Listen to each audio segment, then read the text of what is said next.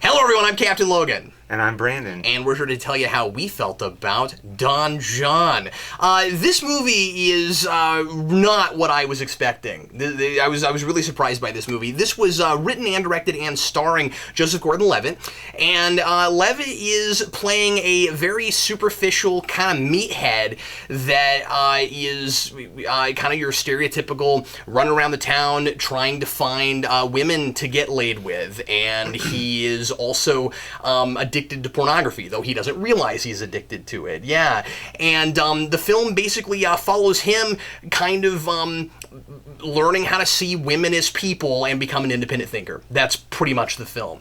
Brandon, how did you feel about Don Jon? How did I feel about Don Jon? I felt like it might be possible for some to finally grow as a person and become a little more mature. That's basically what this movie was about.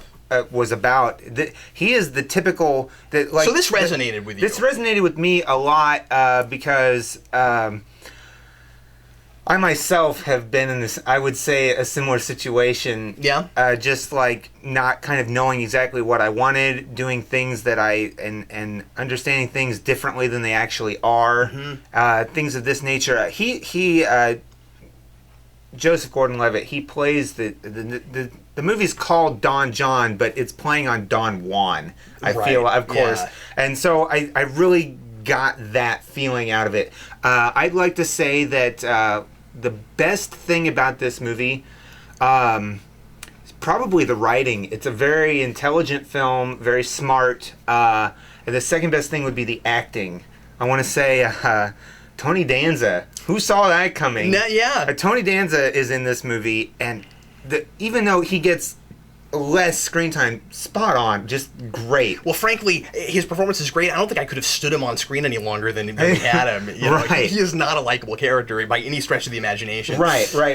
It's interesting, though. I will say, so my favorite thing was probably the writing and how this film progressed.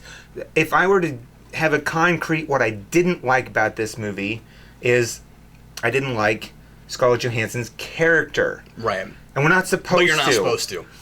So that plays into, I like the acting. Well, I didn't like her character, but that's exactly what they were going for. Yeah. All right, you, sir. Wait, what's your verdict? My verdict? Oh, yeah. I'm feeling it. All right. Sorry, I wrote a bit of an essay on this one. This movie made me feel embarrassed about how shallow and detached our culture has made a lot of people, and optimistic about people's individual ability to become, as I said earlier, independent thinkers. That was what I really got out of this. This is not just a movie about a guy who is, like I said, really shallow, and society is telling him how he's supposed to view his life, not just women, but also his physicality, his physical image. He does the stereotypical. He body builds and he greases his hair back, but he also does all the things that his parents always told him growing up, just because he thinks he's supposed to, and it makes him feel better. So he's a Catholic. He goes to church, but he's just a Sunday kind of Christian. You know, that sort of thing, exactly. Right? And what I really got out of it was that it wasn't just about him learning how to treat women better, but it was about him learning how to figure out what he wants. And this is a movie, you know, all good stories are about a character who wants something. And this is a guy whose opportunity for change comes in discovering that he wants something other than what he thought he did. He thought he wanted sex. And what he, or because he part of what plays in the movie is that he cares is that he likes pornography more than he likes sex, and so what he's really looking for is the sexual experience with a woman that he gets from pornography. That's what he wants, and he can't find it. Yeah. Later on, he begins to discover that he wants real person things, that he wants love in his life. My favorite thing about this movie is also the writing. I'm going to agree with you on that, and I mean, I'm sorry for not picking a different thing, but that really is the best thing about this movie. I think so too. Levitt knows how to craft a great story, and I was so impressed with that. Again, one of the things with storytelling is characters have to be, your protagonist has to be sympathetic, not necessarily likable. Those are two different things. And so what we needed with Levitt's character was that with Jon is that we care what happens to him, not necessarily that we like him. Now, for me, it became kind of a nice extra thing that I came to like him. Right. And I appreciate that, but I somehow found myself caring what happened to this guy all the way through because I kept seeing a spark in him. Right. And that's what Levitt wants you to do, both in his writing and in his acting. Absolutely. Wow, is this a talented guy? And I got to tell you, I was never a big Levitt fan. I was so impressed with his performance. Well, he picked a good cast here too. Yeah, absolutely. And we'll talk about that in a second. Yeah. My least favorite thing, and this is tough because, like you, a lot of things I didn't like, I'm not supposed to. Right. And the movie earns it and needs those things. I could have done without so much of the sex and the porn, but how do you get across what he's trying to tell you without those things? So this is a taste issue. This is absolutely nothing against the movie, because I can't latch on to just a straight technical thing that's not working in the movie or something like that, and there's not a lot of like story points that are like really contrived or anything. Like everything's working. I'm buying everything that happens in this movie. I think the film, for me, even though the directing is fantastic, just me personally, I would have preferred to read this as a short story. I think this would have worked better in a prose. Like I would have liked to have seen Levitt write this as prose, but it's a good movie. You know what I mean? It's not. I'm not sure if I would ever sit down and watch it again. Just my personal taste, because it made me feel uncomfortable. Just me personally, right, I don't know if I could sit down and watch it again. I can see that, but I'm supposed to feel, you know what I mean? So it is a really good movie. I don't know that I would find it rewatchable. I don't know that I would buy this movie or sit down and watch it again, but that is the difference between how good of a movie I thought it was and how it made me feel versus did I enjoy it enough to watch it again? Right. Different sorts of things. So how are you Ultimately, feeling? I'm feeling it. Okay. Because I think that it is a solid thing. This guy is quite the storyteller. I was very impressed. I'd like to add to what you're saying about the short story aspect. This speaks to how a little bit different we are in our views of things. Right. I can see where you're coming from on that, but I felt that it needed exactly what we got out of it. Now, that we may have seen a fair bit of pornography, but we're not seeing gratuitous pornography. from a narrative standpoint, I would have preferred to have imagined those things myself than have to sit through them. Again, it's just a taste difference. Right, I have read short stories that deal with some of these sorts of things, and I could see how this would have been a very effective prose. Absolutely. For me, I liked it a little bit better as a movie, but I could totally have read something like this and totally have understood where they were coming from. Right. But anyway, it was definitely a nice touch for me anyway. The acting in this, spot on. We had Julianne Moore, we had Tony Danza, Joseph Gordon-Levitt. And Johansson, I thought, was brilliant in this. She did a really spot-on job. She completely, New Jersey accent. Yeah, and by the way, there's a lot of accents in this, and everybody is... Well, although Danza has done the Italian thing so much that he didn't have to try that hard. Right. But everybody else, there's a lot of accents, and nobody breaks in and out of an accent. Right. Nobody breaks in and out. They all keep their characters really well. I thought Johansson just receded into her part completely. Joseph Gordon-Levitt. Yes. I make the mistake a lot. His on-screen sister provided the perfect comic relief for an otherwise, and it was a really savvy and really well placed. I think savvy is a brilliant word to describe this film overall. It was the whole movie was absolutely, the whole movie was savvy, but there's a spot where basically she doesn't talk at all, and then she provides just the right insight enough to sort of get Levitt's character to understand what it was that wasn't working about his situation. And I love that it required not only another person, because I wouldn't have bought it and I would have felt cheated if he figured out everything spot on. Right. Because this is not an intelligent person. Right. This guy doesn't even know that you can delete your browser history. And again, at first I was thinking, my critical brain was going, oh, I bet everybody knows that. Well, maybe but not. This guy's kind of a meathead. Like, he is I'm buying that here. So he hangs out with his buddies at the bars, and they pick up women. But he's not going to even think about that. And I'm sorry for jumping around. You mentioned the buddies in the bar. Yeah. I didn't like them till the end. And how cool was it that you get to the end, and suddenly, just by what Levitt has realized, I mean, he has this epiphany. And it's a really strong, realistic sort of epiphany to me. And I love that when you get to the end and they're just hanging out together and they're finally not just trying to hit on women, those two come alive. The three of them suddenly become friends, and you can buy them as friends and not just facilitators for this kind of unhealthy behavior that they're doing. Oh, I love that. But anyway, I like that the sister is ultimately required to help deliver that information because it's the level-headed female perspective, which you don't get anywhere in the movie. But there was something out. There was another level to this, and I'll say this. Yeah. She is the one that appears to not be paying attention to anything the entire movie until she delivers that line. She is always on her phone. She's never paying attention during church. She's never paying attention to the dinner table. Well, it looks like it's just being played up for comedy, and then it pays off in some way, and that's nice. Absolutely. Just the right amount. I want to talk about this as a comedy for a minute because it didn't work on that level for me almost at all. Though I will say that there were 2 or 3 places where I did find myself laughing out loud, and I was surprised.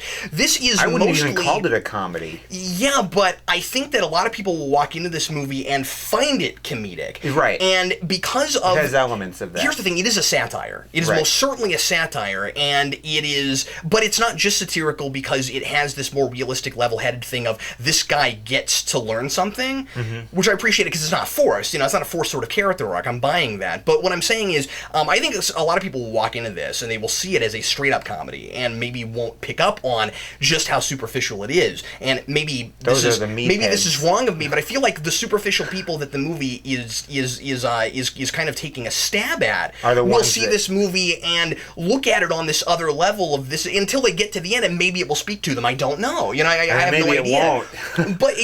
But the thing is, I don't think that it's going too far in the way it's characterizing those people. Me neither.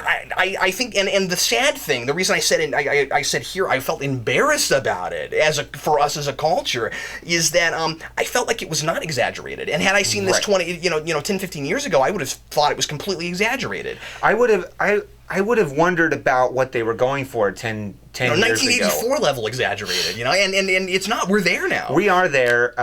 Just the over-sexualized nature of the movies in general. Of movies and especially here television but I like that it dealt with both television, internet, and film. It really did. And I loved probably one of my favorite parts was the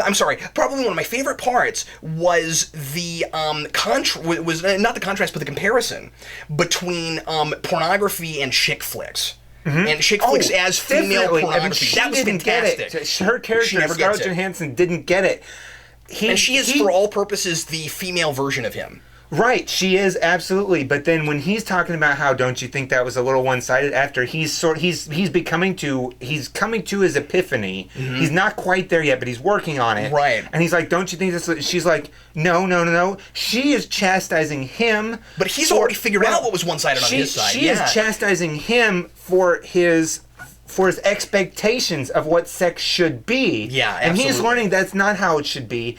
And then he's trying to chastise her for her expectations of romance, which she's getting all just exactly as you said from all the chick flicks. Yeah, that's and she spells it out. She's like, it should be like this. The guy should do everything for her. And he's like, well, I can't do that. I can't drop everything. This is the one thing that I haven't been able to drop. He's like, I'm sorry, but that's it. And she's like, you should be able to do it. And so that was such a great play. And I don't want to analyze the film too far for people that haven't seen it yet. Right. But more broadly, what I really appreciated about this movie the most. I got really excited about that. For some reason. What I appreciated the most about this movie as a look at sexual culture, which sometimes will make a person like me feel kind of uncomfortable having to sit through, but it's an important part of life. We have to discuss it. We have to talk about these things. And it does that in a very mature way. Absolutely. And I was very surprised by that given the first 15, 20 minutes because we have to get into this guy's mind before we can dissect what's wrong with it. And I thought that was great. I did not anticipate liking this movie at all. And it's solid. I anticipated liking this movie, but for completely different reasons. Yeah. I came out of it loving this movie for all the right reasons, really. I also don't want to talk too much about how exactly his relationship with the other slightly older woman plays out, who's played by who did you say again? I forgot. Julianne Moore. Thank you, I believe. Julianne Moore. That's right.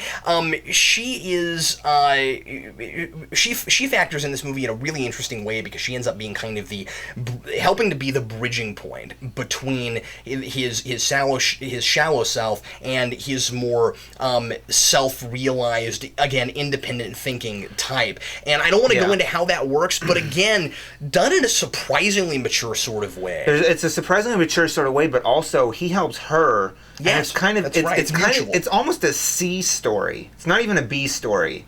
Really, I don't know about that. Because I wouldn't call it that because it's the entire film follows this one character. So those things are all related. But I mean, to her him. Actual story, right? But she's not a protagonist. She's not a protagonist. She's a supporting character. She is, but there's a small story there. We get tiny bit of it later, but he helps her in a lot of ways. But that's like very she helps important him. because he has to help her in order to again start seeing women as people and not just. So would you call it more of a B story then? No, not at all. You just wouldn't.